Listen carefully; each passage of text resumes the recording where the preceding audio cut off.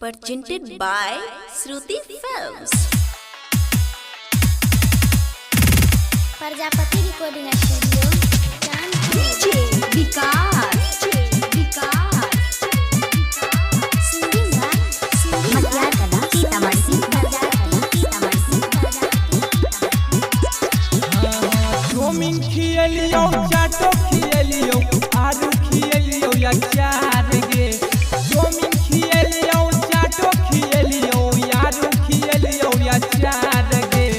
हमरा के छोड़ के शादी करै छी मरतौ तोहर भतार गे हमरा के छोड़ के शादी करै छी मरतौ तोहर भतार गे बुलेट पर बैठा के गे छौरी घुमबै हो बाजार गे बुलेट पर बैठा के गे छौरी घुमबै हो बाजार गे हमरा के छोड़ के शादी करै छी मरतौ तोहर भतार गे हमरा के छोड़ के शादी करै छी मरतौ तोहर भतार गे प्रजापति रिकॉर्डिंग स्टूडियो DJ विकास सोनू सिंह प्रजापति मटियार कला सीतामढ़ी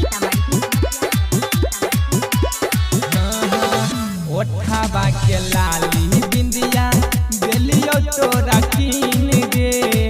तब किया दिलवा हमर ले जाय छी छीन गे ले जाय छी छीन गे ओठा के लाली बिंदिया जनरी हो कीन गे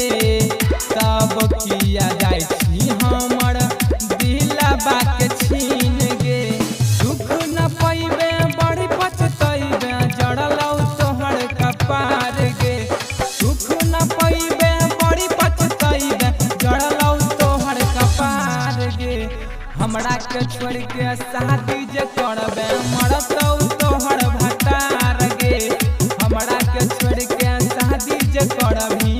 मर जइतौ भतार गे प्रजापति रिकॉर्डिंग स्टूडियो DJ विकास सिंगिंग सोनू सिंह मटियार कला सीतामढ़ी राइटर पारा भस के तोड़ा दिल दिल गे तोरा पीछे बहुते खर्चा कल को दिल को बिल गे कल को दिल को बिल गे राइटर पारा भस के तोड़ा दिल गे तोरा पीछे बहुते खर्चा कल को दिल को बिल गे सोनू सिंह प्रजा पटे नहीं करतौ अब इंतजार गे सोनू सिंह प्रजा पटे नहीं करतौ अब इंतजार गे हमरा के छोड़ के शादी जे करबी मरतौ तोहर भतार गे हमरा के छोड़ के शादी जे करबी मर जइतौ भतार गे